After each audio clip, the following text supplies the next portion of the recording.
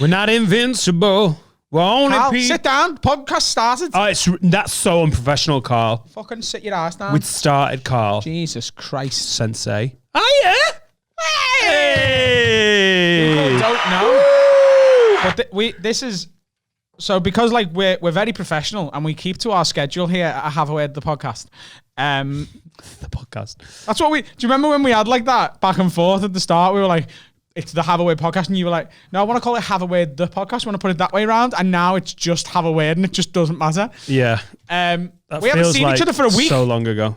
I know. It's so strange to just get in and go, oh, like I got here before you guys today, and I was like, oh, my baby, have you missed your daddy?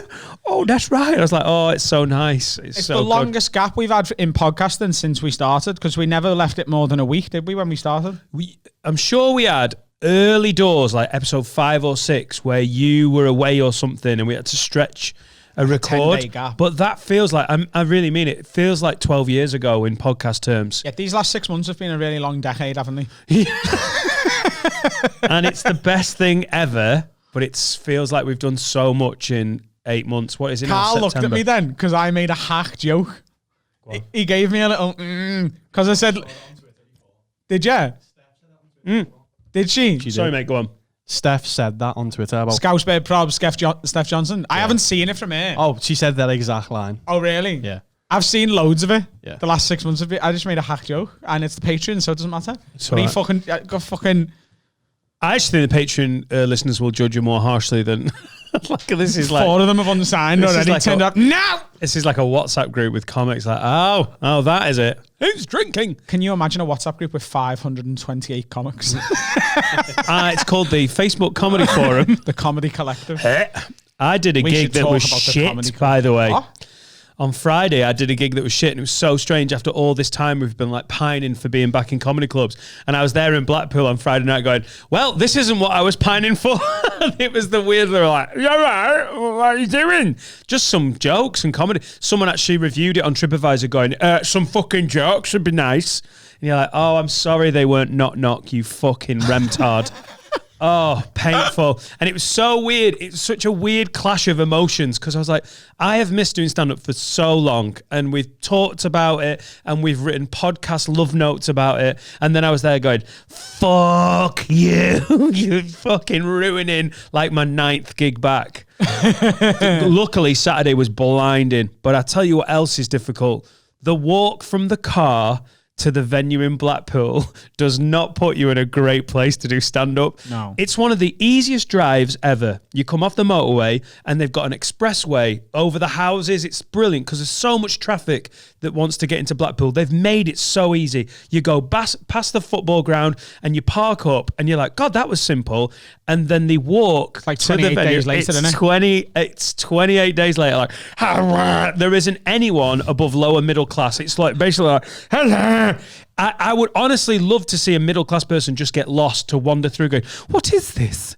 Where am I? It's so rough, and it's so like, if you're a people watcher, it's a bit too much input. You're like, Blackpool looks like a reality show where they've dropped all the people who applied for every reality show and didn't get on. You know, like yeah. Can't put these on TV. Do you remember like early days X Factor and Pop Idol when they didn't do it in a big arena? You know, the first audition when they were in a room and it was just the 4 judges and a mental would come in and go, I've always been told I'm really good at singing. Yeah, what song? No, what? You picked the song. I'll sing anything. Me. You picked the song. You are gold. Always believe it. You know, them people, they're all in Blackpool now just wandering the streets looking for cigarette butts. Wasn't that you last week? What? Wasn't that you last week on the pod? I'll sing anything. Can I just say? On the podcast, but I can sing anything. Can I just say? But I did the an impression. reaction to that singing has been annoyingly good. By the way, on the way in, I put that version of, and if you haven't listened to the episode of the podcast we're talking about yet, if you listen to the Patreon first because you're a fucking weirdo or whatever, and you listen to stuff out of order like a crank, thank you very much for your support. You fucking crank. Thanks for being on board. The episode with Paul and Chris from the Redmen TV, which is not football related. If you haven't watched it, and that's why, go and watch it. There's no footy chat in it, really. I did a few singing impressions, but the one that we talked about when they were in was me doing Elton John's verse on his live version of Stan with Eminem. Yeah. We played that on the way over, right? I put it on, and honestly, my impression is fucking on the money. It's perfect. I don't know if everyone's support is. I think you might. When I say the reaction's been brilliant, more in a like I loved it, but maybe not for the reasons you think everyone loved it. I think you're like, yeah, because I'm really good. I'm not sure that's why Have a Word listeners are going, Adam, you're just so talented. It's so good. Close your eyes. I'm going to play either me singing Elton John or Elton John, and you try and guess which one it is. Right, okay. Okay? Right, okay. Just do it into the mic. Okay. Right, Put your fingers in your ears for a sec. I'll close my eyes. Put your fingers in your ears for a sec, because I need to do something first. I need to get rid of either the Eminem bit or the you talking bit, so that you don't get the context. Right, okay. Are you literally going to make me put my fingers in take my your ears? headphones off and stick your I fingers feel in like your a ears. fucking 8-year-old. Also, is it bad that closing my eyes and sticking my fingers in my ears around him feels dangerous? I feel like I'm going to end up with someone's that is fucking... totally normal. Why am I struggling to close my eyes like this? Can I just look at Carl? Is that not like the equivalent of closing my eyes? Go on, look at me. How you doing, mate? You all right? I'm great. How are you? You look really well. I can't hear what you're saying, but you look good. Thank you. You got fucking... Look at your fucking serious calves there, aren't you? Pow, mate. Oh, yeah. Oi, It's got... Right, okay, ready? close your eyes, take your fingers out your ears, Right, okay. put your headphones on, Right, okay, good. right? And I need you to tell me whether you think this is me or Elton John. I'm only going to play like 3 seconds of it, okay?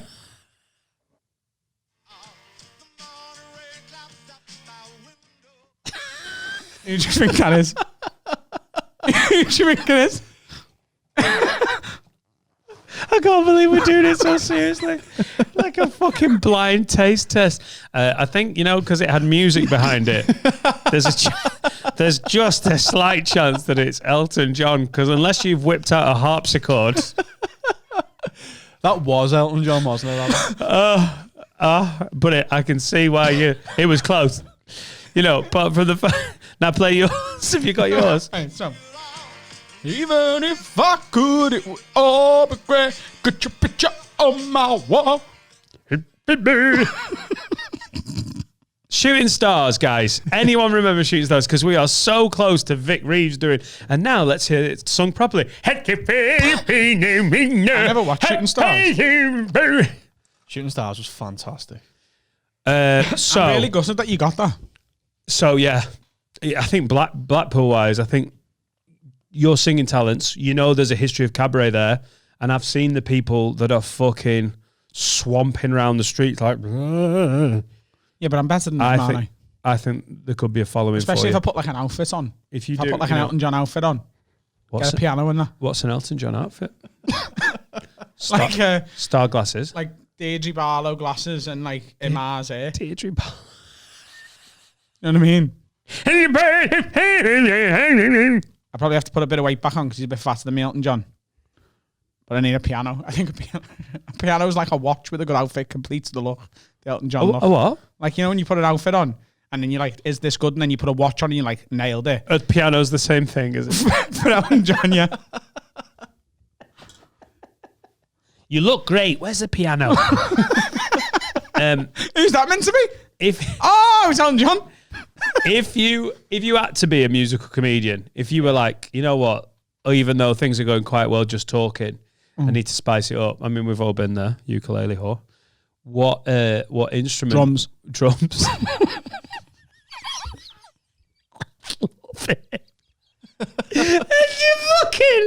Yeah, Adam gets here really early, to set up his drum kit. Cymbal. Snare. Fuck fat transgender people, they can't be models. Boom. I mean, and in your head you're like, don't be hacked with it. Turning up at Beat the Frog, setting it all up. Hardcore. School of Rock style. Yeah. Hawaii 5-0. Let's do the drums again. Wow. That's good, isn't it? Yeah. It does feel like sometimes when Adam gets really enthusiastic about his talents, it's like you don't want to hurt like a special kid's feelings. It is good though, isn't it? Yes, Adam, you're really talented. We should do a talent show in the conservatory. And we'll get everyone to come and see you. Now put your underpants back on. Do you know the other day, you were coming round to ours and Jade was like, you're not going to put any pants on? I just had my undies on. And I was like, no. And she was like, you're both grown men, put some shorts on. Right. What do you think about that? Like, if your best mate was coming around, would you put pants on? This is where it's difficult for me as an underpant wearer because they look like knickers. You wear white fronts, don't you? You're a boxers wearer. Yeah. It looks like a little pair of shorts. Non-paedophile. If we're All right, you wear non-pedo shorts, Yeah. and I wear little fucking. They just cut the balls, Carl. And you've travelled. You've been to Japan. They wear underpants in Japan, don't they? Yes.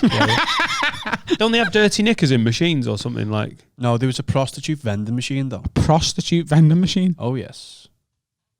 Imagine if your prostitute didn't come out and you're like, oh, come on! You're shaking it. A prostitute's stuck! And the ring's going round.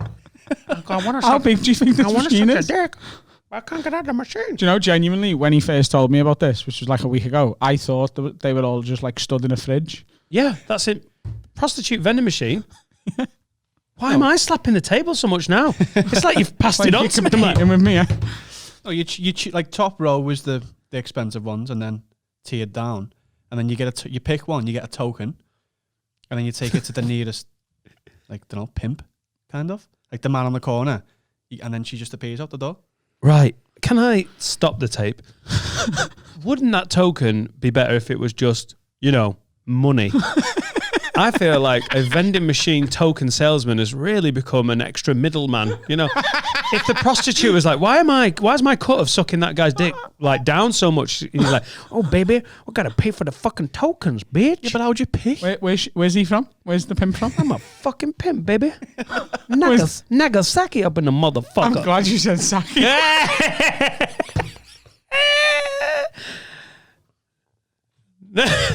But yeah, I didn't get one, so I didn't know the system. Oh no, of course you didn't. No. You yeah. just heard about it. Were you tempted though? Like you and your birds to just hire one and make her like do you dishes? Well, we got and a that? maid. We hired a maid. Did you? It's not the same though, is it? It's one rung down in Japan. It was like a maid, as in you go into a restaurant, or it was a bar, and you hire her services for an hour. So she can sing for you, talk to you, get you drinks. She's your maid for the hour, Slave. basically. Sorry, And they're dressed up. Sing for you. Yeah, so we got karaoke and we all slang. They love karaoke over there, don't they? What's just hang on? The prostitute thing's discombobulated me. In Japan, there's just these women who are like, I'd do anything for No, you. so it's called a maid cafe. You've not heard of them? No. Oh. So you go in and you pay for your time, not your drinks. Right. And there's a lady there, and then you get your maid. So we got a policewoman lady, and then she's like, Are you on glue? What? This doesn't sound right.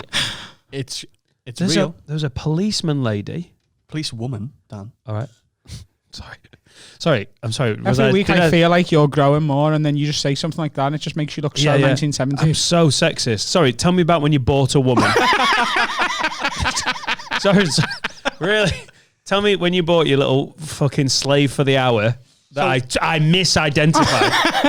It was New Year's Eve. It was me, my girlfriend, and two of our friends, and we want to experience it. So we went to a maid cafe, got an hour's worth of a maid's time, but because we weren't there to talk to her, like, as in like use her for that reason, she got bored and just disappeared.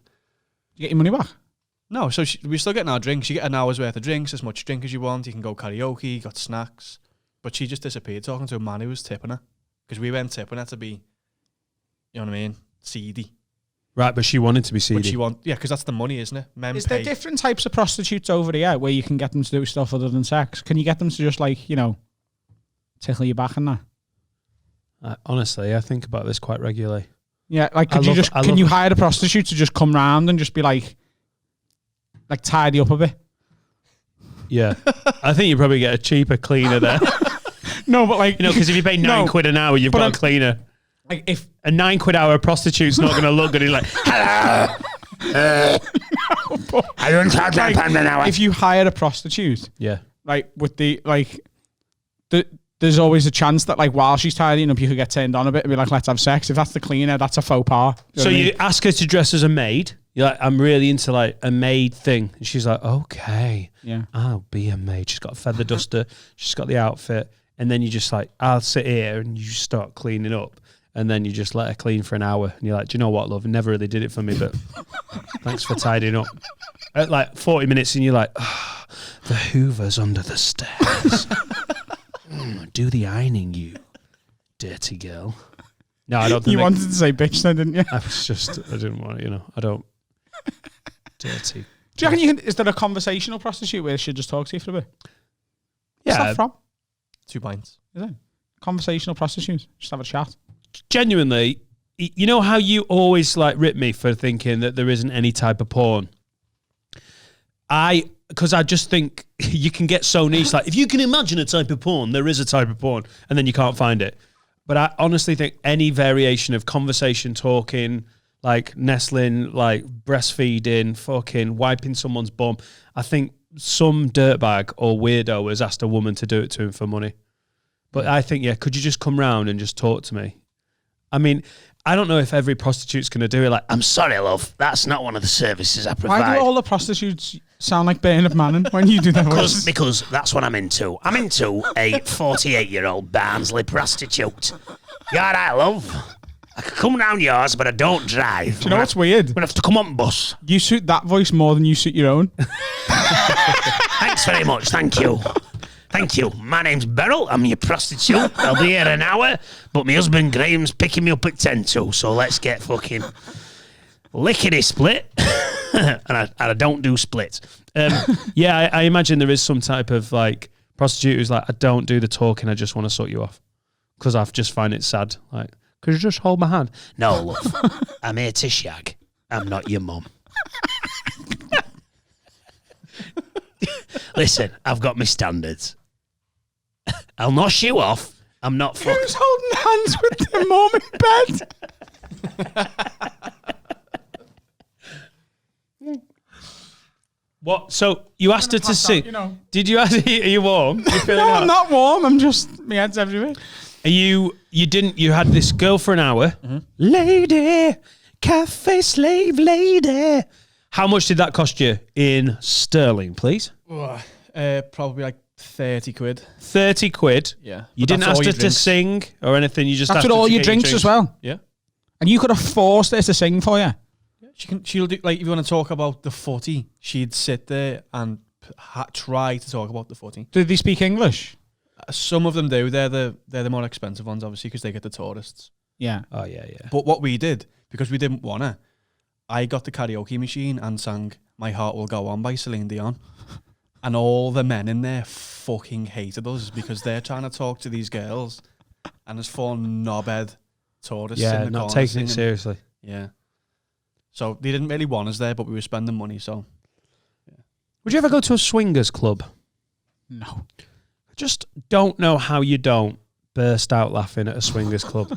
Every time I see it, like there was this thing, wasn't it? Just like last week on Channel 4 called Swingers, and They've all got the Twitter same went haircut, haven't they? mental, and They're all fat. She's got like brown auburn hair, and he's grey, and he's a bit chubby as well. They all look exactly the same. It's just they're Do you know, all like on FIFA, fuck when ugly as everyone well. in the crowd has got the same face and a different shirt on? That's swinging, isn't it? Yeah.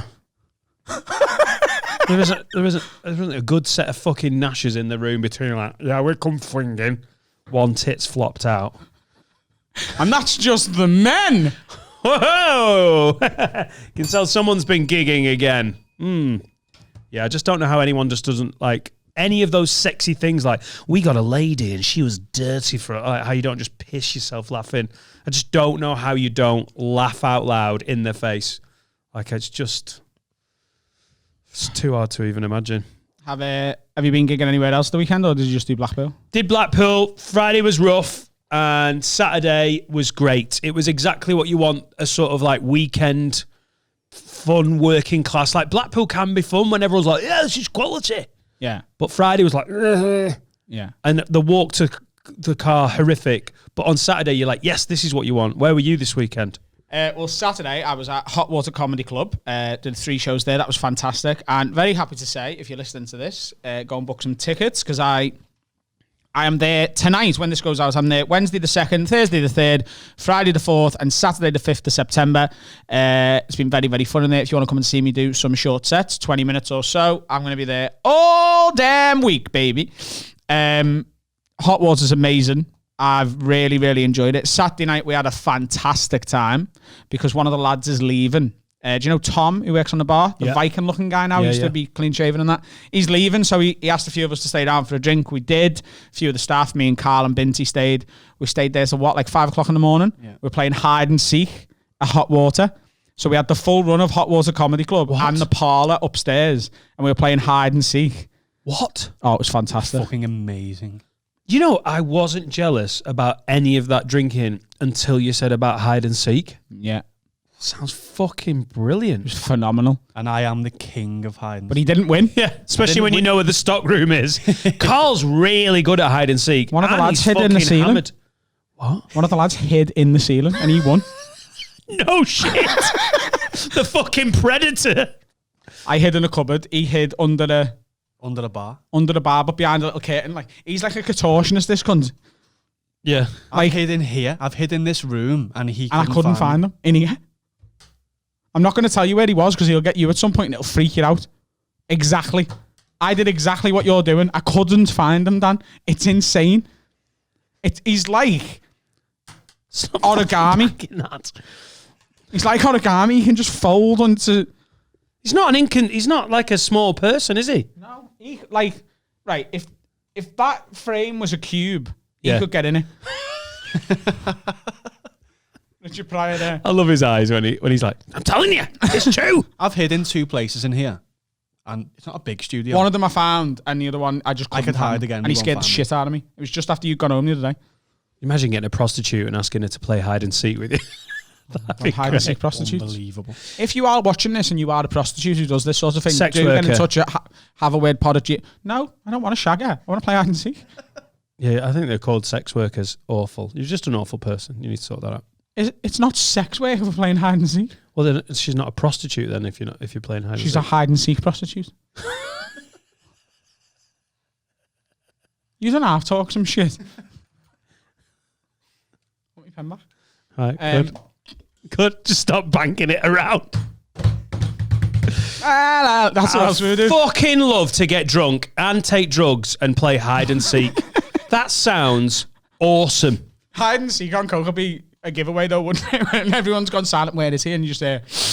You'd literally just have to, everyone has to be like, be quiet. That's the thing. The person hiding would be like, God, this is such a good hiding space. No, I'm like the best hider ever. But the problem is, if everyone else is taking coke, try and make the 8 other people keep quiet. Like, right, everyone, shush. Everyone will be like, nah, I'm going to shush. Are you going to be shushing? I am shushing. Who's breathing? I can hear breathing. Oh, God, it's my breathing. I fucking love it. I'm such a child for that stuff. We also played, do you know what Heads Up is, the phone game? Yeah. We played that. And we were doing the song version, and it just descended into absolute chaos. And he was so drunk, he was just ruining it. So, like, it'd come up with a song, and you have to, without singing the song or saying the name of it, tell the person who's holding their phone what it is, and they have to guess it. And for every single one, Carl was just going, la la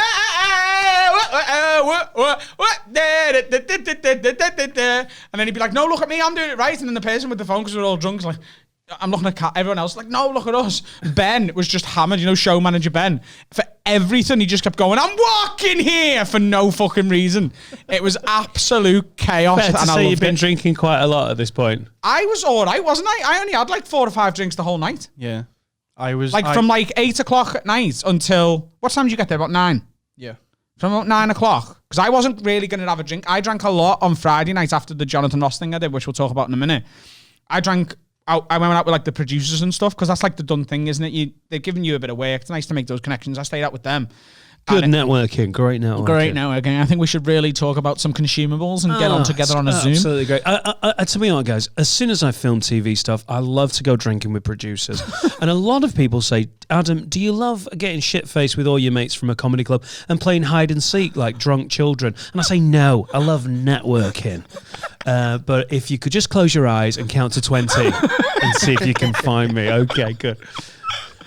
So I went out and I drank, I wasn't hammered or anything, but I got a bit tipsy on Friday night. And then I just woke up feeling a bit groggy Saturday. Had to go straight back from London to town, didn't go home, and went straight to the gigs. I had a shower in London before I left the hotel, done a late checkout without even asking. What a fucking legend. Why did I say that? What a gimp. Went straight to hot water, and I was like, I'm not drinking today. I had a load of food, and I was just like, I just need to get through these shows, but I'll be all right. I'm feeling all right now. And then he walked in with a Stella glass. I don't drink Stella, but I could tell by looking at it, it wasn't Stella. It was Budweiser, wasn't it? And he just walked in with this pint of Budweiser in a perfect, those, like, these Stella glasses. Is it an ambulance? Chalice. And he just walked in, and the pint, like, locked eyes with me. It was like, the pint had, like, the eyes from the snake in the Jungle Book, and it was like, listen to me.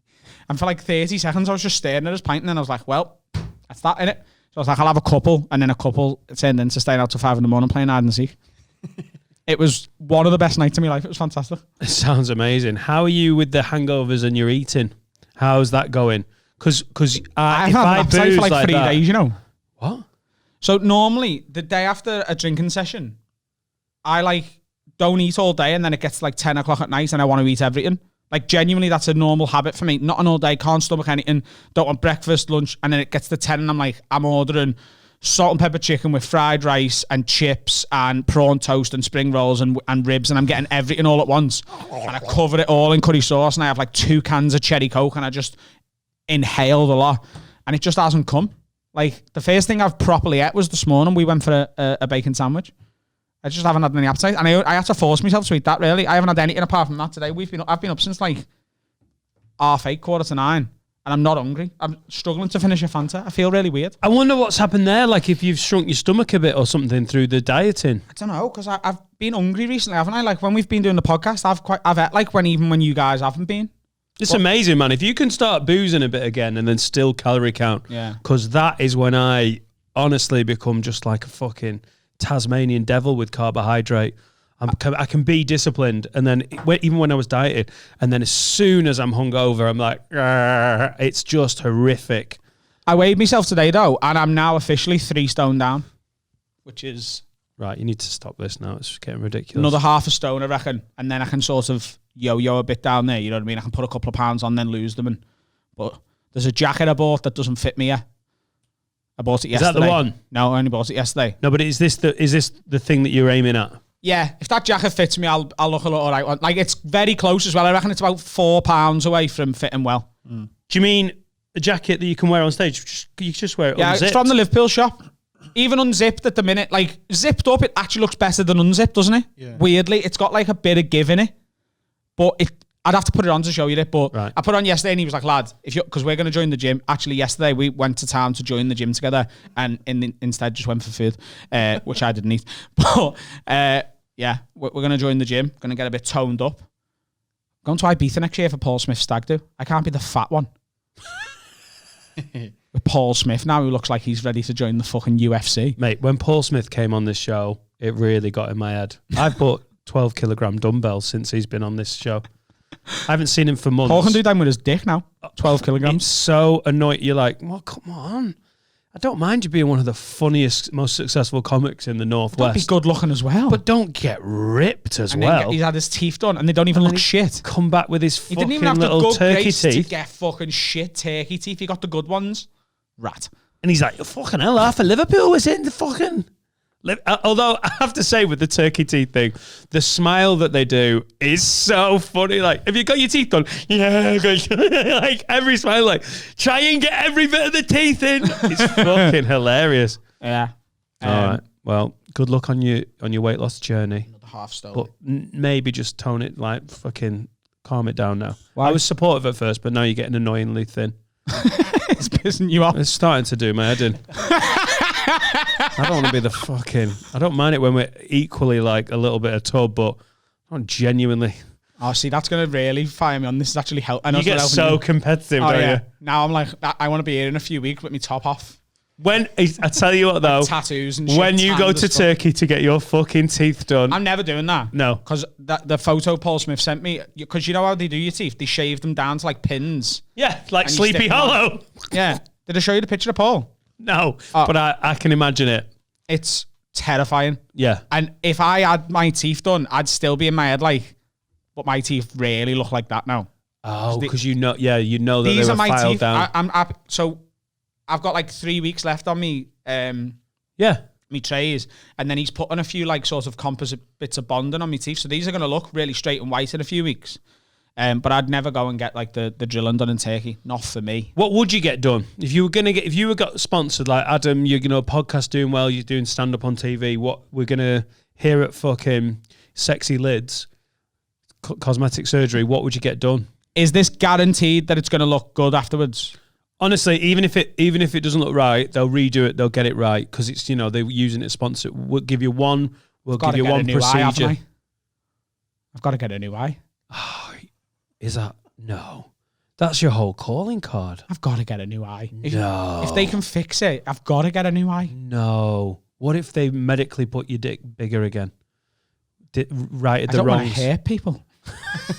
People. Not Jade. People. Man, woman, child. I tell you what, love. When you've got fucking robo dick, you don't hide it.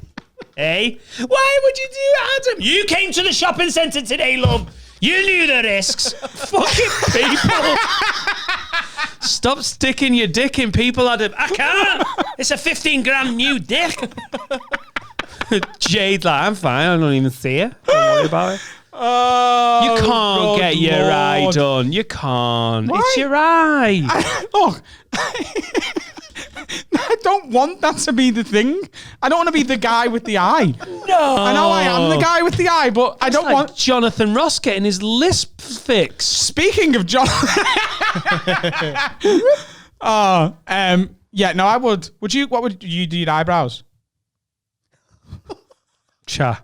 Cha! Upset me, nasty bitch! To say? What is going on with the attacks on my eyebrows? This is now, ukulele's done. You can come at me. I've got water off a duck's back for the uke bands. I'm honestly, we're going to start a fucking eyebrow war here, mate. What's wrong with his eyebrow? Yeah, he's going to work hard. What? He's coming at me. If you don't notice it, then I'm not going to. It'll ruin him for you. Can I just say, it's fucking genius because it's what I've been doing to Laura for 6 years. She's got big toes. You know, like her big toe is like weirdly big, like flappy big, like weirdly big. And I always draw attention to it. It's a joke, but it has made her think, fuck, I've got big toes. And they're fine, really, but it's fun to just keep going. He started on my eyebrows about a month and a half ago. Come and have a look at his eyebrows. And he's made me look Take your glasses off and let him see your eyebrows. No, I'm not. No, don't worry about my here. eyebrows. Look at you fucking... Come here. What's Come here. what's wrong with my eyebrows? Don't look at him. Okay. Don't look at him. What's wrong with them? Why are you touching your dick when you look at my eyebrows? Get your hand out of your pocket. I don't know how things are done in Japan, but you've not paid £30 for me for an hour. What's wrong with his eyebrow? What's wrong with it? What's right with his eyebrows? Fucking hell. I'm not having a go. I asked you a while feel back, attacked. are you self-conscious about them? And you said no, so if you're not, then it doesn't matter. So what would you get done? My eyebrows. Big fucking black ones. Big Herman Munster fucking. What would you get done? Love to have a... What? A big dick. Yeah. What about like getting one bollock done? Yeah. Like just getting one black bollock? What, inside or? No. So like one of your bollocks looks like it's from a black man and the rest just stays as it is. I don't think black men have got big bollocks. I'm not saying it's bigger. I just want a black one. But it's in your bag. You'd have to change the colour of No, half the your bag. I want the bag to be black. Oh, you want a Half the bag. Yeah. half and half? Yeah. Like a fucking minstrel ball bag?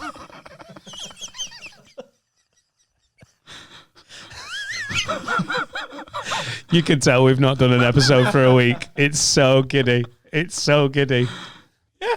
Wouldn't it be great to have I'd love to just like whap it out. Would you really? Yeah. Yeah. Just like that's how I come to party. The fuck? You're not coming to my party. Yeah. Oh shit! It's a little bit chilly outside. Don't worry, we got Dan's dick. He's gonna use it as a draft excluder. You said bring your own bottle. I brought a bottle of dick. I got Dick 52 every month. It turns up. Tell us about Jonathan Ross. It's a bit weird. Right. It's a bit weird. So it's called Jonathan Ross's Comedy Club. It's going to be. It starts on the 12th of September. I think I'm going to be on episode 2 or 3.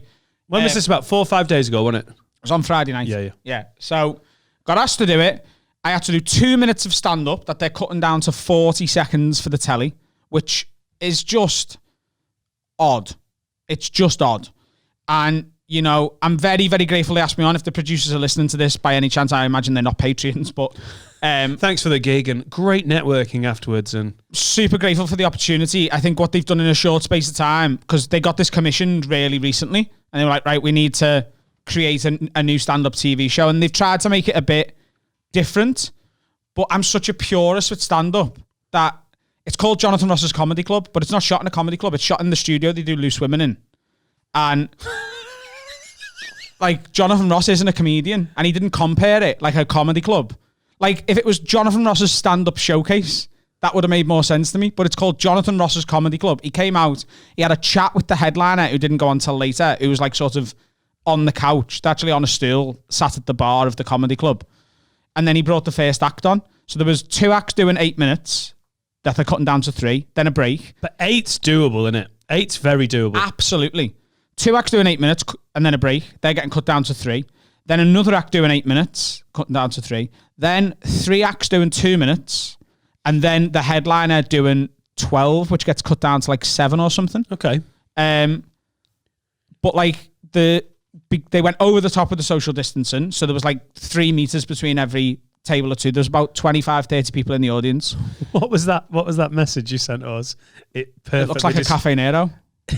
Where there's been a murder. Yeah, because they had tape around all the seats. So I was like, it looked like a Cafe Nero where someone's been stabbed. It was perfect. It was. I saw the picture. I was like, God, what does that look like? And then you said the message like. But one thing they did, which this was the freakiest thing to me, everyone in the audience had to wear a mask. Like, they had to as part of the production. So on the first record, so they recorded 2 in the one night, and I watched the first one. I was on the second one. So he went, right, in our audience, they're all wearing masks to comply with social distancing and whatever.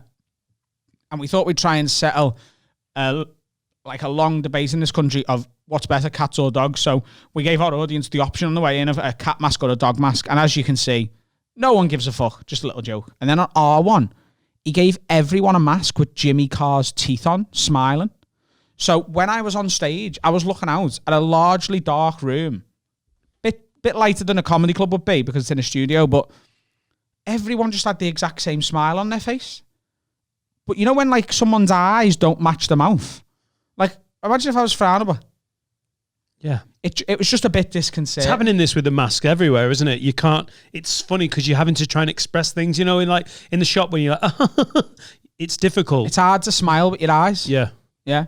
So I enjoyed doing it. Glad for the experience. I think I did quite well. I think I'll come out quite well on the show. 2.5 minutes. 2 minutes. It's cut down to... I'm only going to be on the telly for 40 seconds. And if anyone's like, well, it's still stand-up. It's like a girl going, yeah, you can stick it in, but just for about 20 seconds. You're like, oh, it's sex, but it's definitely not enough. I love comedy clubs so much, which I've said on the podcast before. I will never not do comedy clubs, ever. If I end up, like, by some miracle, doing big arenas, if I'm the type of person who can do what Michael McIntyre does and goes, right, here's my tour, they're all arenas and they sell out like that. Even if I got that big, I would still do comedy clubs because I love them. I love the vibe. Sitting backstage at Hot Water on Saturday, talking shit, having a few pints with me mates. Nothing comes close to it. I've enjoyed being backstage as much as I've enjoyed being back on stage. I love it. And because it was the comedy club, it wasn't a comedy club to me. So yeah. It almost sounds like a weird representation of. Yeah. If you haven't been to a comedy club, that's not it. Yeah, it's like I did Hot Water Saturday night, and that's a comedy club. Do you know what I mean? What? How did your small bit go? Did you have fun with it? Did they respond well? Yeah. as well as they possibly could. I did 3 bits. I did my Primark joke, which looks like that's the one they're going to use. So if anyone's watched my special Club Comic, which is on YouTube, and if you haven't, please go and check it out. youtube.com/AdamRoweComedy. The opening joke is my Primark joke. I did that. I did the joke that follows that in the special, which is the homeless guy and the girl saying you shouldn't give them money, you should buy them a sandwich. I did that joke. And then my alarm went off to say I'd done 2 minutes, but I was like, no. So I overran a bit. And I did some fat shaming stuff just to give them another option. Yeah. But then afterwards, I was like, I think the homeless guy joke went the best. And the person producing the whole show, Caroline, who was wonderful, she's doing a really great job. She was like, I prefer Primark. I think we're going to use that. I was like, cool, do what you need to do. Awesome. Yeah. When you're like, oh, I overran a bit. I did 2 minutes 45. You're like, oh, you bastard. Well, what I did was, in the first show, I sort of watched everyone and timed them. And everyone doing the 2 minutes. Some of them did like 4 and 3 and 4.5. And I was like, they're not getting in trouble. That relaxed me a bit because I was like, if I go to 4, I'm not going to get lynched. Someone like a floor manager, floor producer coming out and going, Adam, for the love of God. You'd be like, all right. Yeah. Great opportunity. Kay Caird was on the early show, so I got to hang out with Kay all day. And yeah, I think it'll come out well. It's just the restrictions on TV and on life in general at the minute is just making stand-up harder to do.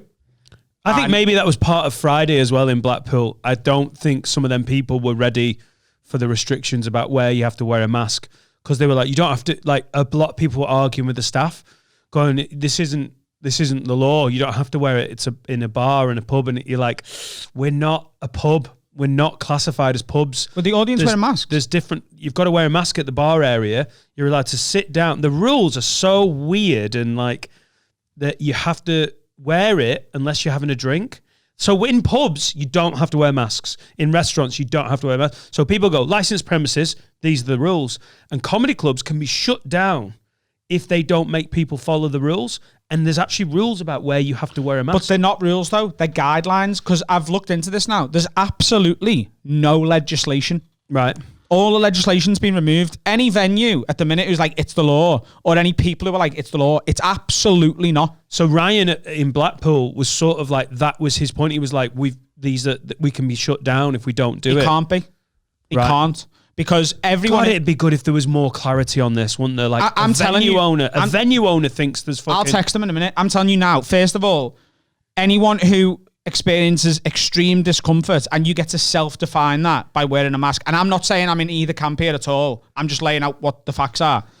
If you don't want to wear a mask because it makes you extremely uncomfortable, and no one can tell you that you don't feel extremely uncomfortable, you don't have to wear one. Right. So if you go in and someone goes, can you put a mask on? You can go, they actually make me extremely uncomfortable. They can't make you put one on. What I've done, so I'll be honest with you, I haven't said this on the podcast, but I don't mind doing it on the Patreon.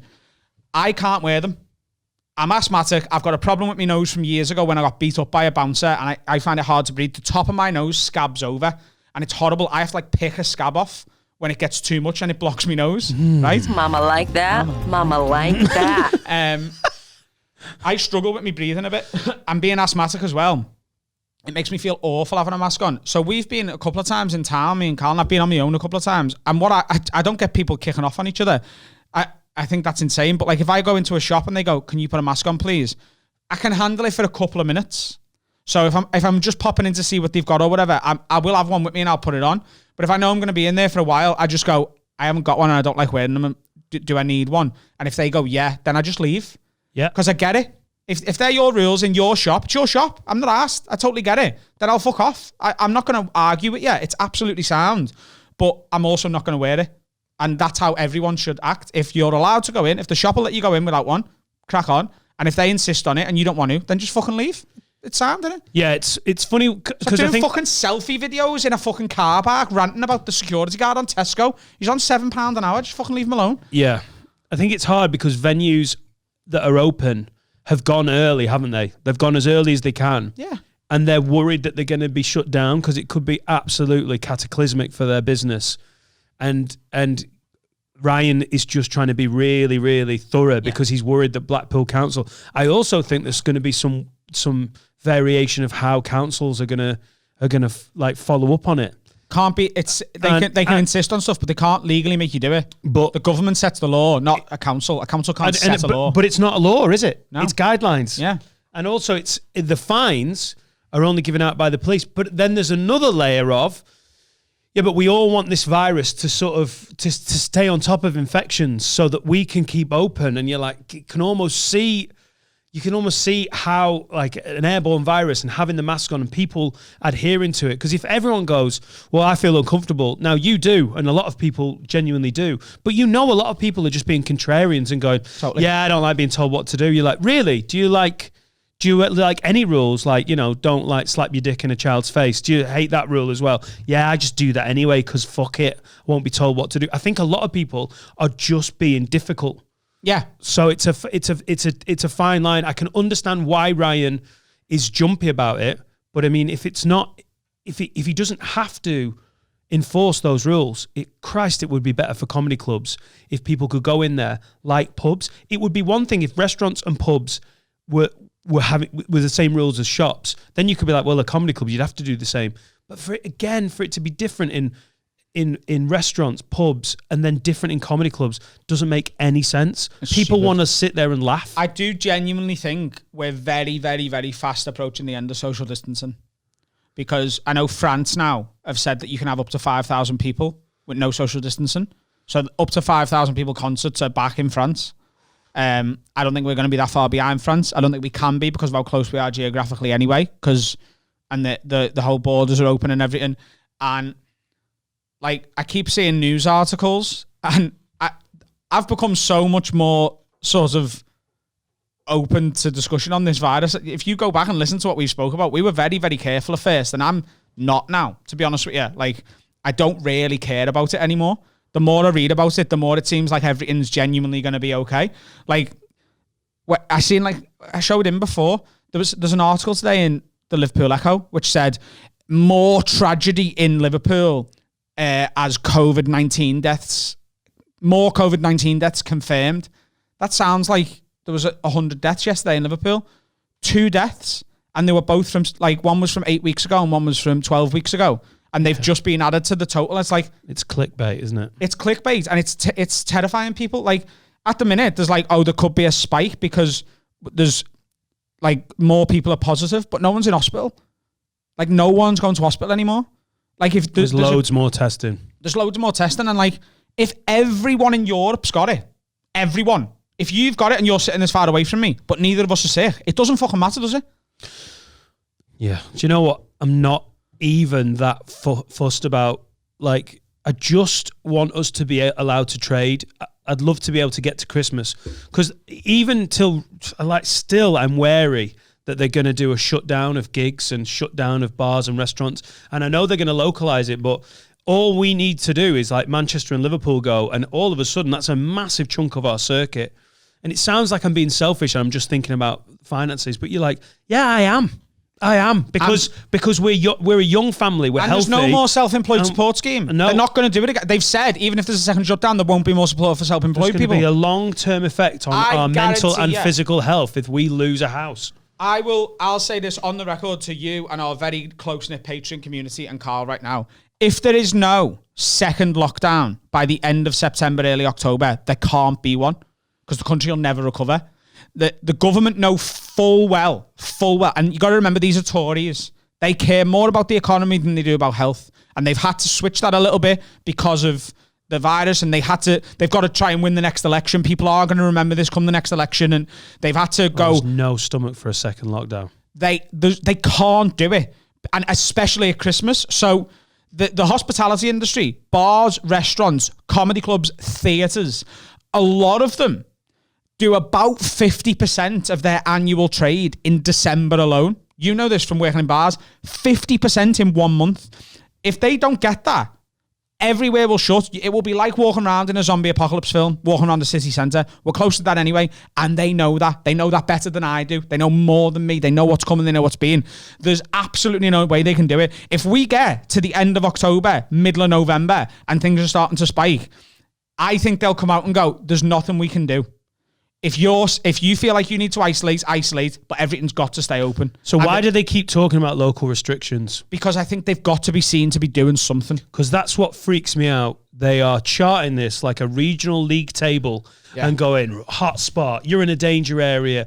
Like, have you seen on Instagram? You just sat on Instagram and you're like, you're in a danger area. You're like, get the fuck off my Instagram.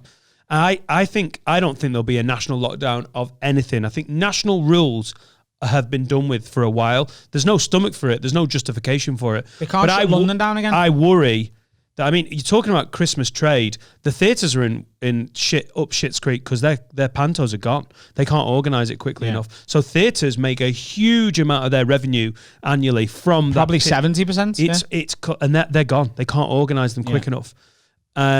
I still worry about these local restrictions where they just go, you know, what is it, 4 stages? Like, you're open, everything's fine. Stage 1, it's all fucking shut down. I worry that they're going to go, Liverpool, you're having a spike, bang, nope. Like, that's my worry. I know there's not going to be a national lockdown. I'm telling you right now, if that happens in December, then I'm going to just run gigs anyway. And I'll advertise it through word of mouth, phone numbers, me mailing list. I'll do whatever I can, and I'll text people the address fucking 2 hours before the gig. I'm not asked anymore. Runcorn every fucking night. I'm doing stand up, and I'm telling you all now, I'm doing gigs in December. Speaking somewhere, yeah. Right. Let's have a little interval. We are going from now on. We're going to be advert free on the Patreon special. Just for you guys, because you hear every advert twice a week. And if you're going to support our sponsors, you've probably already fucking done it. So from now on, no adverts on the Patreon. Hopefully that encourages a few more people to get involved. You'll, like, when you get early access to the public episodes, there's still going to be adverts on them because there's no way for us to distinguish them. But this episode is going to be sponsor free. Sponsor free. I just want to answer one question before we go into this mini break that we're going to do. Someone commented on the post where we asked for questions for today, which we're going to do in the second half. And they said something along the lines of, can we get the audio version of the early access? You know, like, because like people get the public episode on Patreon a couple of days early. We can't. And I just want to explain why to you, because we've always been open and honest with you. So when we put it on YouTube, we put it on an unlisted link and we share that link to Patreon. That's what gives you that early access. So that link means the episode is live on YouTube, but if you search it, you can't find it. So if you're not given the exact link, you'll never be able to find it. It's impossible. That's how we can give you the early access to that. Now, once we make that link live and public, all the views / downloads that you've done, every view we've had from you guys on YouTube is already there. And it means that the views accumulate and we go, right, that episode got that many views. It's not possible for us to do that with the audio on Patreon because the audio has to go on Podbean. And once it's on Podbean, it is available publicly. We can't do anything else about it. And because we have agreements with sponsors where we have to share our download figures and stuff, it's not possible for us to put the audio on Patreon and then go, well, I had this much on Patreon, this much on Podbean. It's hard for us to prove. So the early access, until we figure out a way to do it, which we're not sure we'll ever be able to do, we're going to try our best. The early access is just going to be YouTube. We're really sorry, but if you need to wait for the audio version, that will be coming on the Mondays for you as usual. All right. We'll have a little message from us just to break the episode, and we'll see you shortly for the Q&A. What's happening, guys? If you love this podcast and you really want to support us, you can go to haveawordpod.com. You can get yourself some merch, something like this hoodie, something like that t-shirt. There's plenty of stuff for you to go and have a look at there. There's also links so you can buy tickets to the Have a Word live shows and also tickets to mine and Dan's tour shows if you want to come and see us do stand-up. That's all at haveawordpod.com. We also do an extra episode of the podcast every week on patreon.com/haveawordpod. Sign up on Patreon, get the exclusive Patreon episode. There's also some discounts on merch, discount on live tickets, but the extra episode is only on Patreon. That's patreon.com/haveawordpod. Bye, Felicia. Bye. Got some questions? We have got loads of questions and the good ones, and we're gonna genuinely try and get through a few. Rachel Trusdale Hassel says, how did Adam find the Zoom King Gong at the Comedy Store? Was surprised to see him on a Zoom thing. but was the reason I registered as an audience member. How was it? Because that's your first foray into Zoom COVID-affected online Zoom gigs. Okay, so for those who don't know what it is, a Zoom gig is a gig. You know, Zoom that's popped up during lockdown. It's sort of an alternative version of Skype, a video sharing service. Fuck, they definitely know what a Zoom gig is, don't they? The patrons. I'm a patronising cunt, and I will continue to be so. So, I was hosting a gig via that. Comedians would come on in front of their laptop, try and do 3 minutes of material. And the Gong Show, which we've mentioned before, is infamous at the Comedy Store. It's a long-held sort of staple of their regular schedule at both the Comedy Store in Manchester and in London. And essentially, new comedians who've either never done it before or only done a few gigs, they come on, and usually they're trying to do 5 minutes of stand-up. 3 people in the audience get a card, and if all 3 cards go up, they get fucked off the stage. Last night, they were trying to just do 3 minutes via Zoom, and it was, if you make it to 3 minutes, you go into the final, and we'll vote for a winner at the end. And the winner's getting a genuine 5-minute open spot at the Comedy Store, which is nice. A big prize when you're starting out as a stand-up. Now, I, for a long time, have wanted to host King Gong at both Manchester and London, because it's very similar to Beat the Frog, which is your creation at the Frog and Bucket. But Beat the Frog is a lot friendlier. King Gong is quite brutal. If you're shit at King Gong, the audience let you know quick, and the compare can be a bit prickish, and I love that. And the store lean into it, don't they? They're like, don't be afraid to fucking put the... Totally. And it fits me so well. I get to say the bitchy things I'd normally say at the back of the gig, but to people's faces, and get paid for it. I've wanted to do it for fucking ages. And I asked them a while ago, can I host a King Gong? And they said, yeah, but they never got back to me with a date. So when they emailed me last week and were like, will you host King Gong for us in 10 days? And I was like, I messaged back and I went, look, I haven't done any Zoom gigs, so I don't really want to, because I don't think I'm going to be very good at it. I think you'd be better getting someone more experienced. And they got back and said, no, we really want you to do it. We think you'd be great at it. So please just do it. And I was like, you know what? If I do a decent job at this, then I might get to do the real ones. And even if I just say yes to it, I might get me closer to the door for the real ones. And it was so much fun. It was so much fun. So Simon Mason, who is one of the staff members at the Comedy Store, he used to do all the sound there. He now works mainly in the office. He works with the agency and booking the comedians and stuff. And I get on with Simon really well. He sort of co-hosts it with you. So he's the sound tech. He's got the list of everyone's name. You're just doing a bit of crowd work, a few little bits in between. You'll be in the funny one.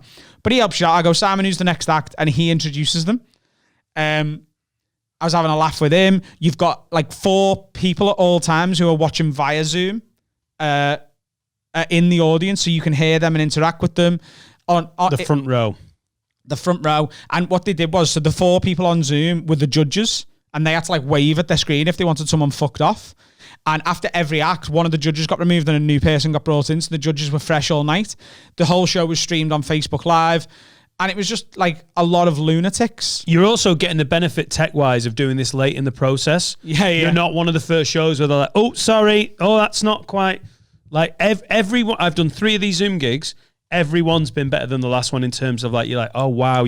Everyone's working out how the tech and how the sort of show management works. I don't think I'd like to do a set still.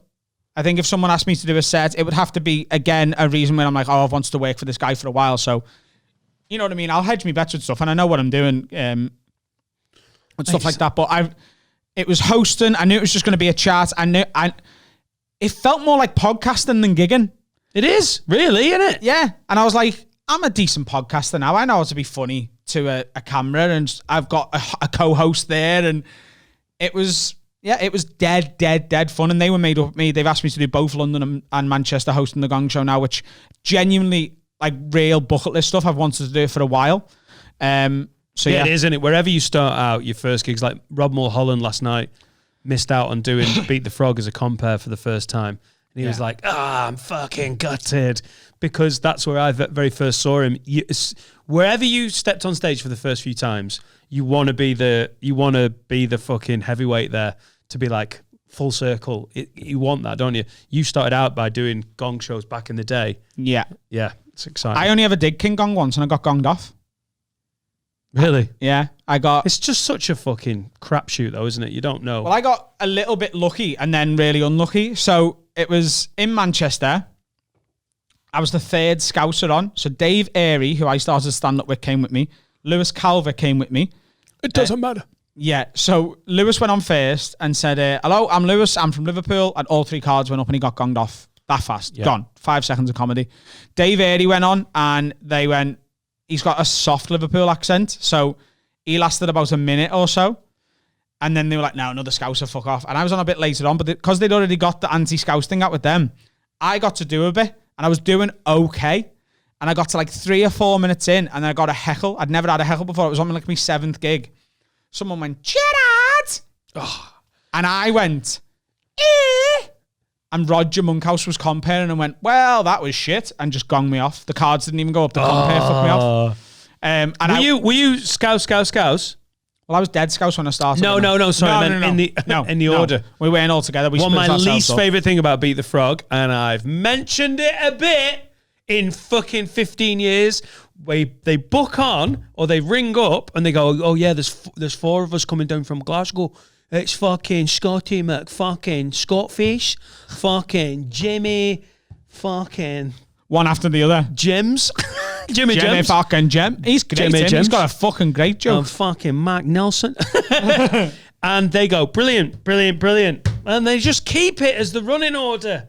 You're like, no, guys, jumble it the fuck up, because the whole fucking Scotty McScottface goes on and everyone's like, no. Are you saying all Scottish people look the same? No, I'm not. The crowd do that thing. The racism on this podcast is getting a bit much, Dan. I'm not being funny. Wind your neck in. You know, if you have 3 Scousers in a row, you just like give them a bit of variation, because the third Glaswegian, they're like, what? The crowd don't know what's happened. They're like, why is there so many Glaswegians on? If you split them up, it works so much better. That's just a little bugbear about how you run a show. Can't wait to be back at the Frog. Good luck. Jess. Colin Pugh says, if you could punch any one of your missus's family members, who would it be and why? I read it. I was like, oh, that's incendiary, Colin. Oh, shit. This motherfucker's trying to ruin my Christmas. Well, I'm going to just take this ball and bat it for 1 and say a cousin who she doesn't like. Oh, lovely. Just a little. Take the run. I'm going to say this, Colin. I thought about this question and it's very tricky. And I'll say before I answer, I would much rather punch several members of my own family. Also, is it just one of them? Absolutely. Yeah. Is it one of them ones where you're like, this isn't in this universe? You just get to blast someone in the face, and then it's not like, or is it like genuinely you get a free hit, but you have to deal with like Nana's broken jaw? Yeah, it's that. Oh, right. See, yeah, even with that though, I could do my own family in order if you want. Yeah. My little brothers first. Oh, I'd fucking love to knock him out. I can't tell you how much joy I would get from watching the light go out his eyes just for temporarily. Like, just as good. I'd love to knock my brother out. I'd smash his head in. He's such a pain in the ass. It's bad though, isn't it? Because with my wife's got a lot of family. So if I had to do it, I'd punch my brother-in-law Fraser, because he's a PE teacher, and I reckon he'd be up for it. I reckon he's the kind of psycho who'd be like, yeah, do it, and knowing that he gets one back. But no, they don't get one back, do they? Oh no, I suppose they don't. No. Yeah, definitely Fraser then. Or maybe my father-in-law, but he's 73. Just when he's like talking about the 19th A road that he's taken when he could clearly drive on the motorways to get to you. Like, and then I took the A673 and it was a little bunged up. I'd literally be like, pow! And then do it so quickly. Everyone's like, didn't see it. And he'd be like, oh, did I just get punched? I was like, what happened? See, my brother's a nightmare out of nowhere, so I'd like to mirror that by punching him out of the blue. Like just in the cinema. We're watching like, I don't know, the next Marvel film. Like, yeah, do you want some popcorn and that? And he just goes to reach and I'm just like, fuck off! Yeah, just absolutely out of nowhere, and then don't reference it at all. Be like, oh, I'm looking forward to this. Have you got your 3D glasses? And he's like, popcorn? I was just bleeding there. Malteser? And just for a second, he's like, what the fuck? Yeah, I'd love to do that. Georgia Firth says, would you rather be a vampire, immortal, but unethical diet, or a werewolf, strong and majestic, but that full moon stuff would be a hassle? Like, Georgia, I love that you wrote in brackets, strong and majestic. Fucking hell, Georgia. You can tell you're like, I'm really getting into this. A vampire or a werewolf? I think I've got to go vampire, because like being a werewolf is like when you get too drunk and you black out, innit? You don't really remember what you've done. You are a werewolf, essentially. I am aren't a you? werewolf. I'm 100% a werewolf. Just fucking chips in your hand. Yeah. I get drunk, there's mess everywhere, and then I'm like, what am I going to do to clean all this shit up? I don't eat for 3 days.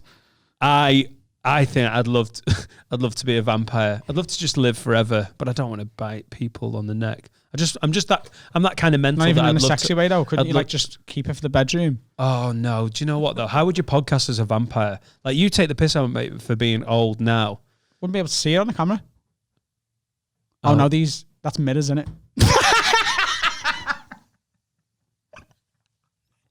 Vampires would make brilliant podcasters. Do you want to do the videos? Oh, I can't do YouTube. Why has he got that accent? I only do audio. Why has he got that accent? I can't Dracula. Yeah, it's not Dracula though, is it? It's a vampire. Oh, you don't have to talk like that. No. Is that like Vampire Hack? Yeah. Yeah, all right. Mate, a Scouse vampire film would be fucking amazing. Make this down. This is going to be the clip. That would be so fucking good. Alright, lad. Fucking vampire up your knobhead. Vampire up your knobhead. I'm not eating him. He's a fucking Tranmere Rovers fan. I'm not buying no fucking knobhead from the widow. Vampla. What's the film called? Vampire La? I'm having a really good time. Georgia Firth has definitely masturbated to the Twilight films, hasn't she? If you write that question, would you rather be a vampire, immortal but unethical diet, or a werewolf, strong and majestic? At some point in your teenage years, you were like, Robert Pattinson. No, yeah, but the Twilight films were female fap material, weren't they? Fap. Yes. Female fap. Slapping the bits. That's a big one, isn't it? That's a big one. It takes women ages, doesn't it? How long's the quickest female orgasm? Can you just... No, they're like us. They can do it quicker themselves. If they just catch the, No, catch like the mood, like... It's like if I'm on my own and I've got like silence, I can get it done in fucking under a minute if I really go for it. If I'm not like setting the mood. Hang on. You know when it just feels like a chore? No, hang on. Does that include from not erect? Because to go from not erect to jizz in a minute, I genuinely, part of me wouldn't want to see it, but I'd really want to see it. I'd love to know how you like. I'm telling you right now, you could, but I'm not doing it in front of you. No, you're not. We could turn those cameras off. Ian comes in with a key. I've got the spare fab for Carl. You can set a stopwatch now, if you want, and go out the room, turn the cameras off, and I reckon I'll shout you in within a minute. Cheers.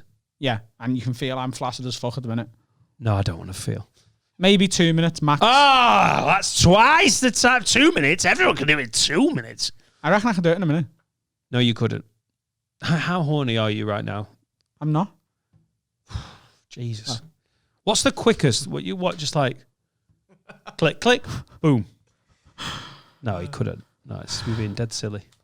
And I like comedy. I could. That was silly. Do you want me to just get myself hard? Fucking hell.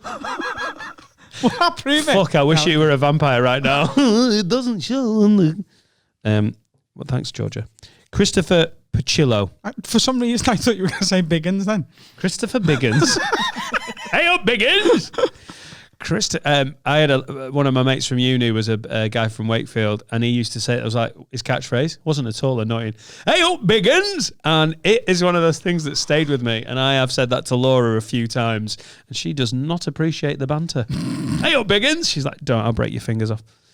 Christopher Pacillo, if you had to have 3 testicles or 1 testicle, which are you going for and why?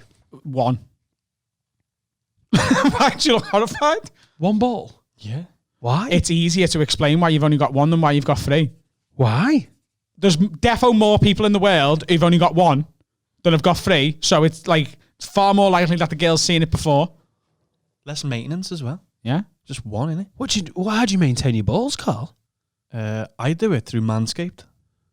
Oh, mama like that. Mama like that. But you wouldn't even need Manscaped's long-lasting battery if you've only got 1 ball, because it'd be a real quick one. Manscaped.com. Promo code word. It'd be hard, wouldn't it? Would you show? You'd have to have a. We're not doing any more sponsors apart from Manscaped. And if you like craft beer, shut up. No, I'd go 3 because we're trying to conceive at the moment, and that's like a fucking another gun in the arsenal, isn't it? Like, is that how it works? If you've got one ball, do you produce less cum? Yeah. Oh, definitely. The factory's working at like COVID restrictions, isn't it? Mate, your Jizz Factory would be like the Jonathan Ross stand-up show, comedy club. Be like it'd be a 1 ball every 3 meters. Mine would be like a Leicestershire fucking poultry farm or one of the a convoluted analogy, innit? I am in the weeds on this one. Let's just guys, I'm trying to make it funny, but it's not working. My ball bag would be like an overcrowded area in a busy place. So you're going 3. What would you go? 1? Wouldn't you love that? To jizz and just like fucking take the light bulb out just once. No, why do you want to do fucking a So 3 ups like the PSI.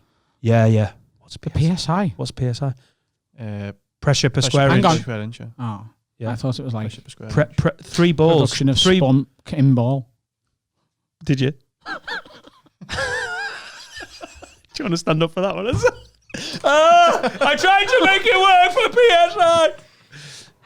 No, you would. You'd love it, wouldn't you? Pressure per square inch. That's so you've got 1 ball for 3 inches, and then all of a sudden you've got 3 balls for your 3 inches. Oh, so it dribble out instead of being like a hose. Got away with that one. Oh, then I'm going 3 then, yeah. Yeah, thank you. If it affects it negatively as well. Yeah, you can't look like your dick's crying when you finish. Yeah. I'm coming. When you finish, it I'm has to be- coming. Yeah. It has to be like a fucking... like a super soaker. Oh, yeah. Like a fucking nut. Pressure washer. Like takes the skin off your hands and... That's the first time that Carl's gone too far before we did. On any... A pressure washer that takes the skin off your hands. Like in RoboCop. Richard Peel, serious question. When Hulk goes full Hulk, does he have a massive green Hulk length or does it stop as his normal human cock? Great question, Richard. It has to be Hulk length. It has to be, doesn't it? Otherwise, it's just going to look like a fucking... Although, golf you tin. go Hulk, isn't Hulk just like a version of steroids? No. Is it not? No, he's a mutant, isn't he? Yeah, but like steroids is a bit mutant, isn't it? And then No. your dick doesn't go big. If you make the gains, you got the little roid dick, haven't No, you? I reckon he's in proportion still. Like Hulk hard. Yeah. So like it's like he must grow to 6-7 times the size, or so does his dick. And what's his name? Mark Ruffalo. I reckon he's about average. So I reckon he's got it's a 6-inch dick, and then he goes up to like 36 inches when he's Hulk. Right. Am I the only person that when you hear Mark Ruffalo's name, you think of the Gruffalo? Like everyone does, every yeah. time. Yeah. Like if you were like, I know that's his name from He before. does look the like he's Gruffalo. got an average penis though, doesn't he? He doesn't look like he's shy, but he doesn't look like he's got an absolute pipe. Who? Ruffalo? Ruffalo, Never yeah. thought of I'm not a big Hulk guy. I'm not into Hulk, but he's in Now You See Me as the... But I am a Gruffalo guy. A mouse took a walk in the deep dark wood. I can't listen to the Gruffalo without thinking of Vince Hatt's song about it, because I've seen it every day for the month when we did Big Value together in Edinburgh. Comedy. Too much. Musical comedy. Next question. David Jukes. Can I just say, we have equaled our record for questions answered on a Patreon episode. Have we? Genius. He's drawing balls. He's drawing balls and dicks. Come on, we're doing well. David Jukes. One of your careers goes stratospheric overnight, meaning they can no longer do the podcast due to their demand and fame. So, Dan, which circuit comic do you get to replace our Adam? Do you know what? That's such a good slam. That's such a fucking... I'm getting like anxious about this shit though, because you've said that sort of thing so often. Like we talk about our careers Pressure's on the pod. Yeah. So we talk about our careers on the pod a fucking lot, don't we? And you always go, your star's on the rise, and this podcast going to do great out of it, and all that. You never really mention yourself, because in your head, Your stand-up has got to where it was going to go, and the podcast's going to drag you the rest in your head. And everyone else who fucking listens to it thinks the same now. So if it doesn't happen, I'm going to look like a dickhead. But yeah, he's right. I've just been on the phone to Off the Curb as well. So Have you? been on the phone. Stop drinking dicks. Drawing dicks. So which circuit comic would you get to replace our Adam? Fucking Eshan Akbar. He's my little hairy Asian. Yeah. He's still my favourite episode we've done. We've had some absolute blinders and we've done brilliant. Sloss did great. Everyone's done great. But Eshan is a special little Asian, isn't he? Yeah, that was my favourite episode. The Eshan episode. What are you doing? What are you doing? What's he doing, Carl? Ask him. Oh, so this is stupid. Your career is going to go really well. Unless I murder you. You said drinking dicks. Yeah. And it reminded me of a game me and Carl used to play. So I started playing it. Is that how you met? Give that context now. Yeah. Yeah. A fucking weird school, yours, wasn't it? This wasn't a See you on the school. Cindy path. I'm This was thirsty. when we were like 20. All right. It was about 7 years By ago. the way, the other day, someone said, lad, you had a wank rotor in Berlin from what you said last week. And I had to say, no, I fucking didn't. Oh, yeah. Welcome to the bullshit Yeah. bus, yeah. Thanks for that. The bullshit. Adam's That driving it. should be rebranded as the name of this. Yeah, the bullshit bus. It's time to get on the bullshit bus with Adam and Dan. Next up, bullshit, Phil. Bring all your Carl's driving friends. it. Carl's driving it, but from the back.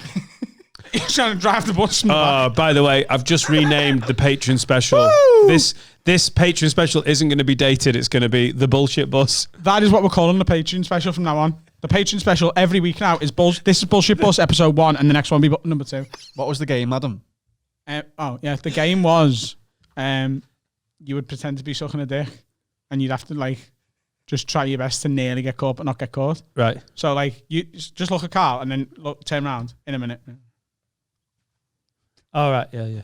So I just started playing that. So then. you pretend to suck a dick. Yeah.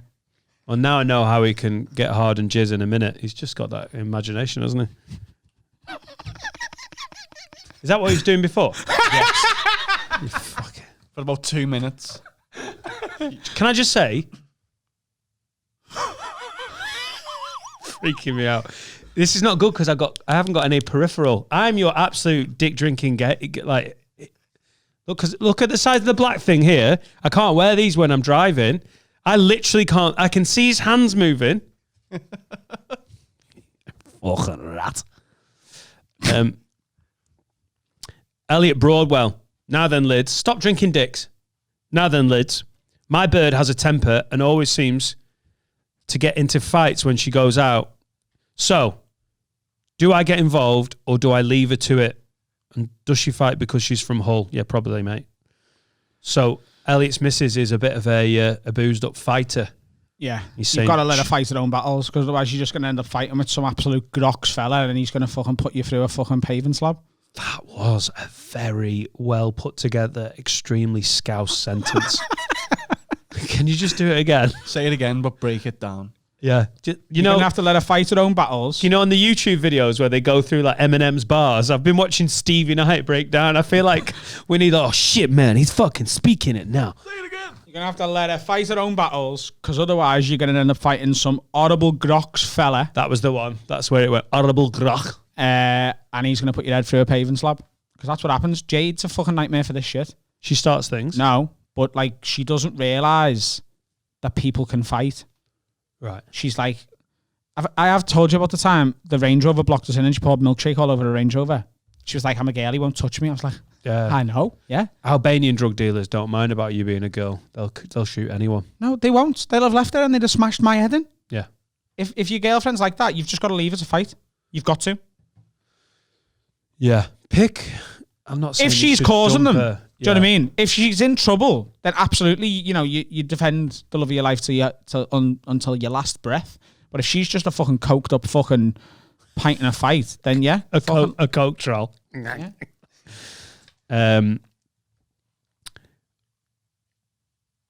Stephen Thompson says, "Hey guys, very keen to know your thoughts on Joe Lycett and in particular how his career has kicked off over the last couple of years. What are your thoughts about his use of props, i.e. the sarcastic letters, responses read out on stage?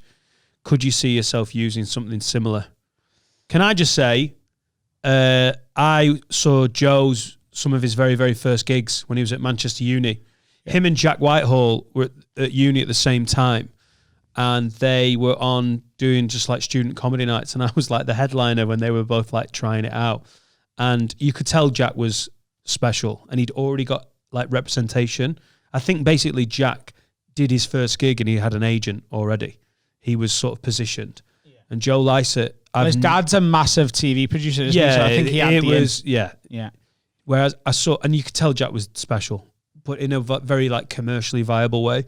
When I first saw Joe Lycett do what he does, which is basically like, and he's a bit more camp now. At the time, he was more like an eccentric music teacher who was nearly retiring. But he was like 20 and he wore big cardigans. He was a lot bigger physically than he is now. Like he had a bit of weight on, and he just was, it was effortless and like it was detached from anything I've ever seen. Like Jack was special, but Joe was an absolute one-off. And Kiri Pritchard McLean said a few years ago, like 5 years ago, he said, it feels like Joe Lycett is like a national treasure waiting to happen. Yeah. Like in 40 years, he'll be like loved like that. And I honestly, from the minute I saw him, I love Joe Lycett, and he's a lovely guy. He's incredibly talented.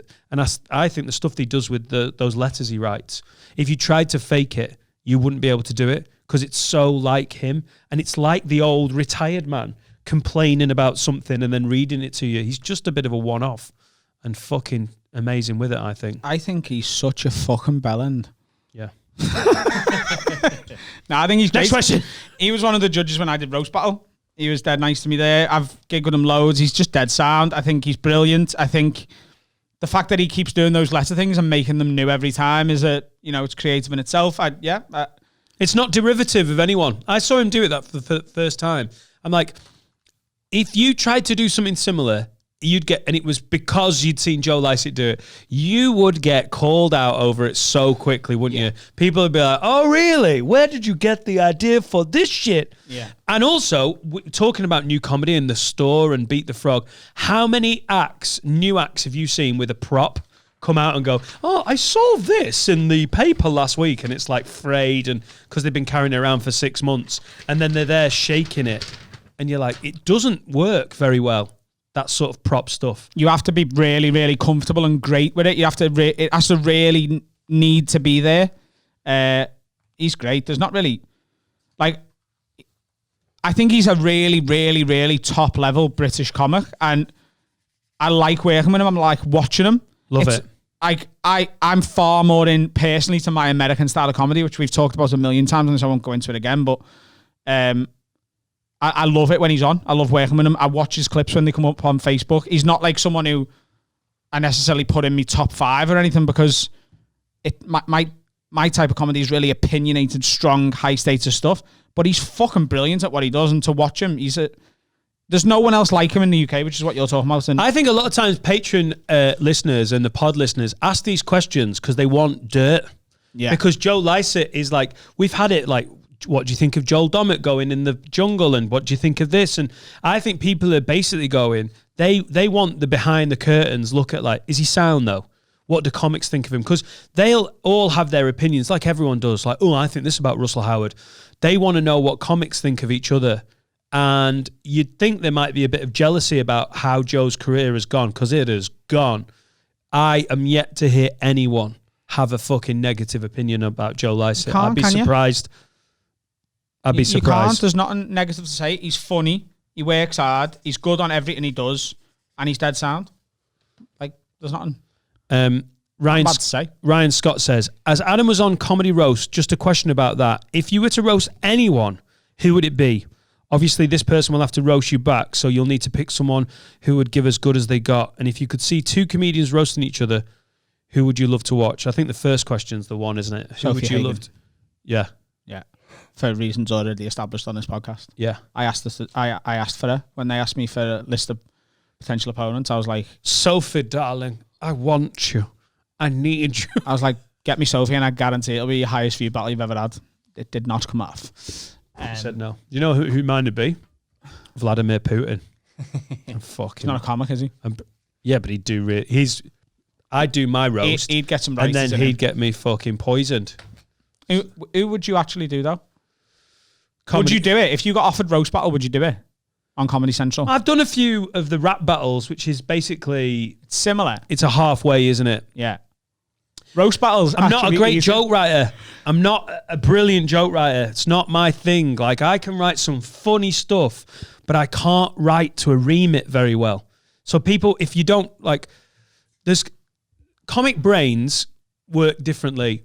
Like, my best stuff is my life performed by me, retold by me, which is a lot of your best stuff. But you write better to a remit than I do. can. Like I Scott, have to look really at think Scott about Bennett. it. Scott Yeah. Bennett is making a decent part-time living from writing for other comics. I have made in my 18 years £0 from writing for other comics. It's not even that I've never been asked, but I don't think it's my skill set. So if you go, right, you're roasting Adam. Adam's not a good one, but say Joe Lycett, whatever. Yeah. I'd be like, right, that is not where my funniest comedy comes from. My funniest comedy comes from like honesty, reaction, performance, storytelling, which is why I think I love this podcast and why I'm we can do suited to whatever it. If you then go, right, write this funny, I'm not sure it works for me. Yeah. So, I don't know, but I've got a question for you, which we sort of spoke about earlier, and I forgot about it till now.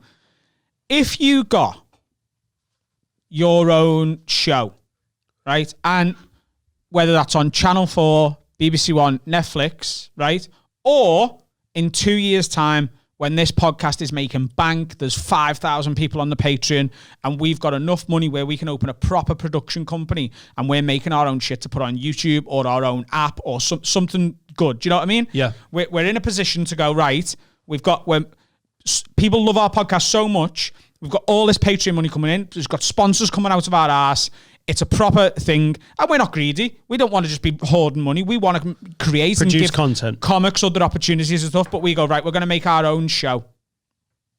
And let's say it's not even going on YouTube. Channel 4 have picked it up, and you've got total reign over it. You can say whatever you want, but they want like a 2-camera piece, like what Andrew Schultz has been doing, what John Oliver's done for years, what Trevor Noah does. 2 cameras, sat at your desk, studio audience, you're sort of monologuing about the week or a topic or whatever you want to do. And they say, we need you to get a team of 3 writers in just to help you punch it up. Because, you're saying you're not great at writing to a remit, so you would need help with something like that. I would absolutely need to help with that as well. Because I can write to a remit, but I do benefit from other voices coming in on that. So who would you have come in? And don't, even if you would say me, you can't have me. No, we always do this now. Yeah. When people ask us a question, like, who's your favourite? Who do you think would be great if they made it? We've got, like, can't do Blanket each rule other. forever, we can't pick each other. The 3 comics who I work with, who I think would be great. So what you want is someone who writes a fucking... Because essentially you're writing for satire, aren't you? Like, if you're doing a John Oliver sort of Daily Show type thing, you want it to be, like, satirical, piss-takey. Not necessarily, though. Like, it is still yours.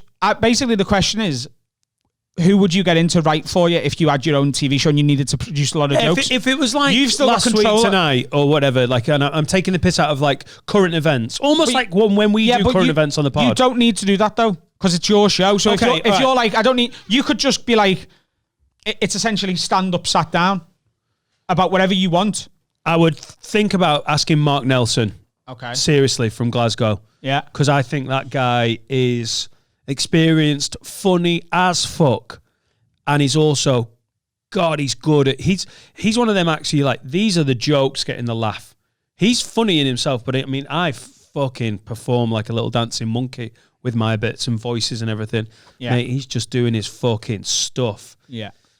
Maybe Johnny Pelham, who's a guy I don't know if we've mentioned loads on the show, but Christ, some of Johnny Pelham's stuff is amazing. And if you've never seen Johnny Pelham, go and have a look. It's Pelham, Johnny Pelham. He's basically, was he born with like a Cleft palate. a cleft palate, and he's got one leg shorter than the other, and he has got some stuff. Like, if we're going to talk about stand-ups like Joe Lycett, where you go, I haven't seen this before. I haven't seen anyone who's like very similar to that. Johnny Pelham's got a little bit of that, and his stuff about, like, he's got a bit about, I probably don't want to ruin it, but about female paedophiles. Yeah. How female paedophiles have got it so easy. Like, if you're a paedophile and you're into like 13, 14-year-old girls and you're a guy, there's no way you can get them in the car. It's like, they're like, what the fuck, pedo? If you're a female paedophile and you're even semi-attractive, if you go to a 14-year-old boy, here's a bag of sweets, do you want to have sex with me? You're basically asking them, do they want to do the thing that they want to do most in the world? Yeah. Like, and that viewpoint is so obvious once you've had someone show you that viewpoint. I believe his parents are psychologists for non-offending paedophiles. He's As far as I'm aware, that's true. yeah. So I think that's where that angle has come from. So but yeah, he's Mark Nelson, Johnny Pelham. he's a left wing choice, but a left field choice. And then who else is another great fucking joke writer? I know my three. So I would go with Rob Cromwell, who is a writer who has written stuff for me before when I've done bits of TV. Like when I did the Tez O'Clock show, I got him on board for some of that. He sent me some jokes for Roast Battle as well. And also I would get Danny McLaughlin and Simon Wozniak. Yeah. Danny's just great at giving you the topper you can't see. Wozniak's voice is so close to mine that anything he wrote, I feel like I'd perform immediately. And Rob Cromwell's just such an experienced writer that I would go with him. Yeah. It's the guys, it's not the best comics, it's the ones who like Eshan, like Sean McLaughlin, who we've mentioned, like Alfie Brown, like, although Alfie is a hell of a performer, like when we watched him in Runcorn at the secret gig, you're watching him going, how do you even have that thought process? Yeah. It's that original thought that is just, it's, you know, I love it. I love watching stand-up. Like we've said so many times, that bit of stand-up that surprises you because you didn't know it was coming, the punchline. Yeah. One more, and then we'll wrap it up. We have just broken our own PB. Pete Gaydon, you're the last question on today's Bullshit Bus, episode 1. You're having a sleepover at Jeff Bezos' gaff, and he saunters over with a tray of Turbo Shandies. He knows his audience. And he very camply asks, because Jeff Bezos is famously camp and homosexual, asks for one of you to toss his salad, one to suck his toes, and the other he wants to nosh off. All three of us, this is you as well, Carl. If you all get busy with the task at hand... One of us has to lick his arsehole, one of us has to suck his toes, and the other one was nosh him off. Yeah. If you get busy at the task at hand, he pays off your mortgage and you all get £1 million in the bank, tax-free. Who's choosing what? I love it. Toes. Bagsy. I got Bagsy there, lad. I just said toes. Yeah, I got Bagsy toes. I win. Oh, you Bagsy toes? Yeah. Well, I'm Bagsy getting noshed off. No, you've got to nosh him off. I Bagsy toes. You're not having it. You're not getting a blowjob. No. And the other, he wants to nosh off. He wants to nosh me off. So I'm getting Jeff Bezos noshing me off, and you're fucking toes? fighting on the toes. I want toes, yeah. No. Right. What's the other one? Who's got a coin on them? Is he licking our arsehole or are we licking his? You're licking his arsehole. A toss of salad. Hang on. Mate, have you not got a coin? Has no one got a coin on you? How fucking post-COVID is this? Right, we're going to toss the SD card while I'm getting a blowjob of £190 billion. Right. I'm the label. Label up. Label up's me. You got to flick it up and onto the floor. Right. Flick it. Oh, mate, I can't believe you just didn't. Okay, I'm label up, you're label down, okay? Yeah. I'm sucking toe. You're licking a bumhole. Carl, you're right in there. So don't worry, I'm a linguist. So would you do that? Now that you've lost the toss, would you lick Jeff Bezos' bumhole? Mortgage, so I can pick any mortgage. I can just get a fucking massive house, can't I? No, the rules state that it's like the self-employed help system. You've already got to own a mortgage. You've already got to have a mortgage. So I'm out then. I don't qualify. Sorry. You get £1 million. Yeah, but I'm going to mortgage. So sorry, bye. You get. Sorry. You won't just get in there and give him a like. I wouldn't lick his bumhole for £1 million. No. Jeff Bezos is a guys. He's worth 190. Yeah, he's only giving me $1 million. It doesn't matter how much he's worth. If he's worth $3 million, it doesn't make a difference. You wouldn't get in there and give it a little. A little. I'll give me a time scale. A minute. That's a fucking long time. Oh, it's a long time. You can get hard and jizz in a minute. And if he might give you an extra mil if you do that. 10 I mean, mil. it's not a long time to wank. It's a long time to be licking a bald man's bumhole. Yeah, but he's bald. That makes it easier. No, You're not having to. No, You're not having and to you should know this. Manscaped.com. You should know this. When men go bald up here, they get hairier everywhere else. He's got an absolute ferret of a bumhole. That's not fucking true. That's not how it works. There's a rat up his ass. Are you getting What my am I fucking? gonna I'll do? get my bumhole out right now. Get it out. You get your bumhole out. I'll get hard, and we'll get done for trading standards. Bullshit puss. I'm not £1 million. He's worth 190 billion. So why is he not giving more then? He's got a clean bumhole. Billionaires have clean, shiny bumholes. No context. They don't. Hey, you paid 30 quid to have some poor Japanese woman not talk to you. He's going to pay money to have his bumhole Yeah, but you've said £1 million. That's not enough. 10 mil, yes. I'll fucking valet it. I'll give him the full valet package. You're 10 mil? What's the valet package? 10 minutes. 10 minutes Yeah. for 10 mil? Yeah, I'll wax and everything. That doesn't make sense because you're still charging £1 million a minute. If you didn't offer £1 million a minute, I'd do fucking 6 hours for £1 million a minute. You just said I'm not giving him a minute of bumhole licking for $1 million. You limited and it then to you went, and then you went, I'll do 10 million for 10 minutes. Yeah. Mate. This is our job, you know. I'd lick. Adam, do All the of maths. us. How much money is that? 6 hours. 360 mil. Is that right? Yeah. Yeah. 360 mil to lick his bumhole for 6 hours. Yes. Oh, you need a break. Tell you Take what, a break. that wouldn't be an easy lunch break, would it? You know, when you're having a sandwich, you're You know like, what that'd be like? It'd be like having a glass of orange juice after you've brushed your teeth. You know what I mean? It's like, tell you it's what. just going to taste off, innit? It's going to taste like you shit. get your little fucking Tupperware open, you've got your little cheese and ham sandwich, bag of fucking Quavers. You'd be like, oh, I don't fancy the Quavers. No, if I'm licking his bumhole, he's getting me an Nando's for my lunch. I'm not bringing a packed lunch. He's a billionaire, mate. He's not stupid. He's not letting you go, yeah, extra hot, please, on the fucking, putting all the sauce on. So, like, 10 minutes into the afternoon shift of his 3-hour bumhole lick, he's like, oh, it's spicy, Adam. Well, you've started. Yeah, but after 10 minutes, it'd be normal, wouldn't it? You'd just be in there then. You're just doing it. Mate, I hope on you your never phone go and to stuff. prison because 10 minutes is not a lot of time to be turned, is it? No, but I mean, you're not that. After 10 minutes, you're just doing it, aren't you? Would you lick his bumhole for £1 million for a minute? What is the reason in there, Carl? If You're it's- saying... Look at him, he's dodging the question because he just wants a nosh. You what? Would you lick his bumhole for a minute for £1 million? Yes! A minute? I fucking Does anyone see? Oh, no. No, it's private bumhole. No, he's a Oh. billionaire. It's not fucking putting it on the YouTube channel, is he? I would. Then I Yeah. get more money. It's Imagine the fucking mid-rolls. I There's bet no- you get for that. guys, you're being ridiculous. It's a private minute, okay? It's not on the clock. You're not doing rotor work. He's not like, oh, keep going. I'll tip you. It's £1 million cash, not cash in your back. Tax. He's paid the Oh, yeah, tax. you wouldn't want to carry it. Yeah. Then, yeah, I would. If no one knew. But I'd do a minute. I'd do 6 hours. A minute. No, you just get £1 million. It's capped at £1 million. Would you do the minute? Yes. Right? Would you rather do it for a minute for £1 million? 6 hours. No, a minute for £1 million, or 10 minutes for £3 million. He's fucking your hourly rate here. What are you, a promoter on the comedy circuit? He's doubling essentially, innit? So you get the second gig 10 for like, minutes for 3 mil. yeah. Because if I'm a minute in, I'm a minute in. I may as well just do the other 9. I love Yeah, but you can I count- love your reasoning. Once you're doing it, you might as well do it for 4 months.